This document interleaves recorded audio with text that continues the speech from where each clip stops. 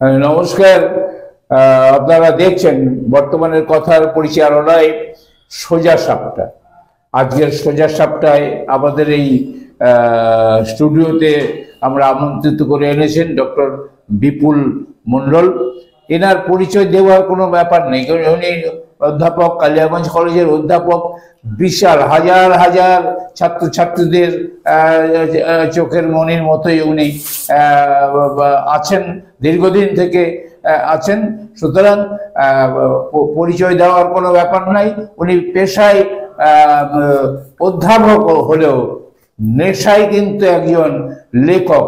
লেখক বলে নয়, সুলেখক, এবং বিভিন্ন বিষয়ের উপরে সমাজের যাতে উপকার হয় তার উপরেই তার লেখা, বইপত্র লেখা।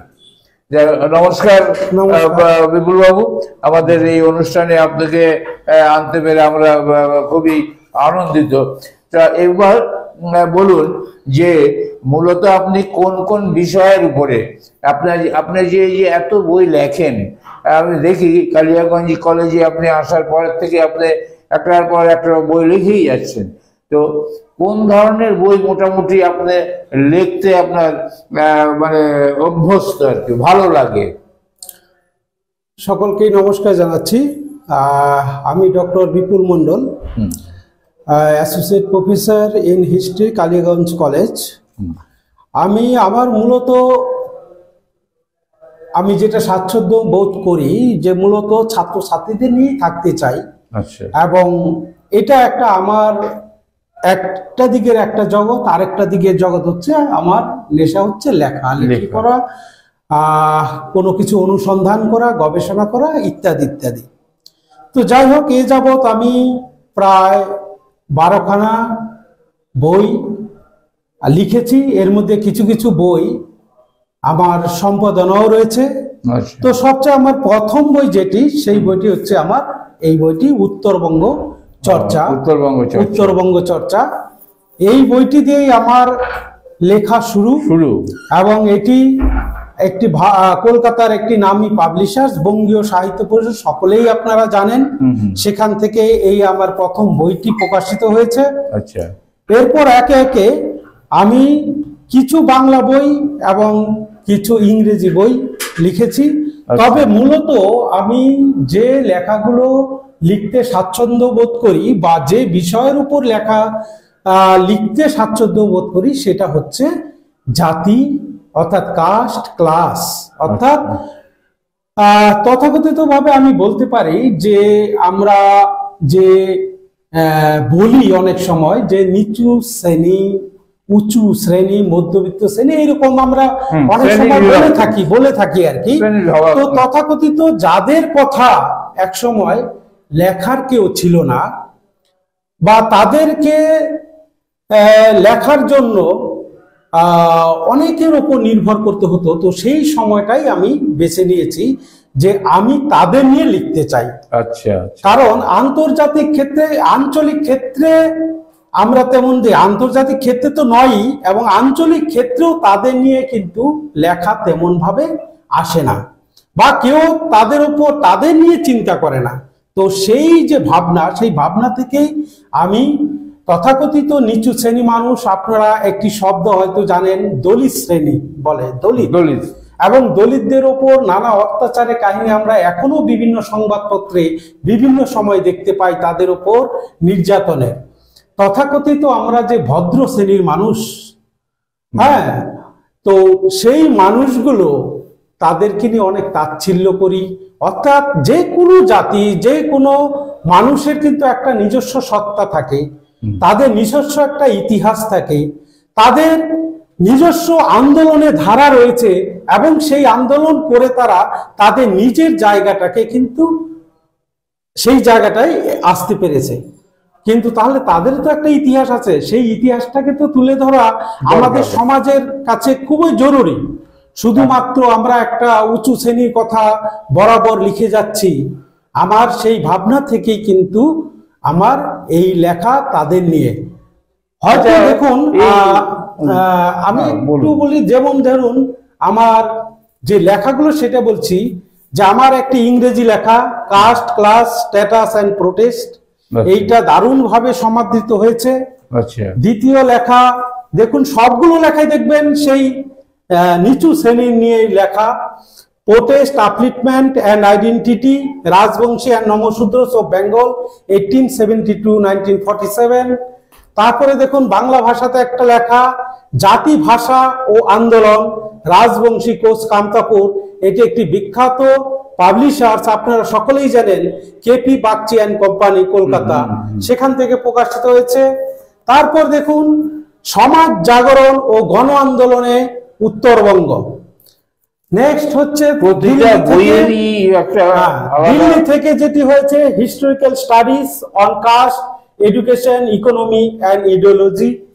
এরপর দেখুন মার্জিনাল পিপুল, যারা প্রান্তিক জাতি, আমি ওই যাদের কথা বলছি, যাদের কথা তুলে ধরা হয় না, তাদের নিয়ে আমার লেখা, some essays on history of marginal people, challenges and changes.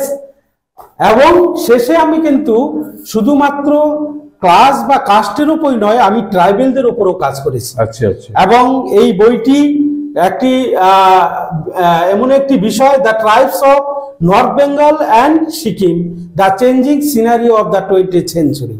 তো আমি ট্রাইবেলদের উপর এই বইটি এমন ভাবে সমাদৃত হয়েছে যে এর যে প্রথম প্রকাশনার সমস্ত গ্রন্থগুলো কিন্তু শেষ, এবং দ্বিতীয় সংস্করণ আমাদের কাজ চলছে। আমরা অনেক কিছু জানতে পারলাম আমাদের অধ্যাপক ডক্টর বিপুল মণ্ডলের কাছ থেকে। আমরা সাময়িক কিছুক্ষণের জন্য বিরতি নিচ্ছি, আবার এক্ষুনি ফিরে আসবো, আপনারা সামনে থাকবেন। আপনারা দেখছেন বর্তমানের কথা, সোজা সাপটা। নিবেদন করছে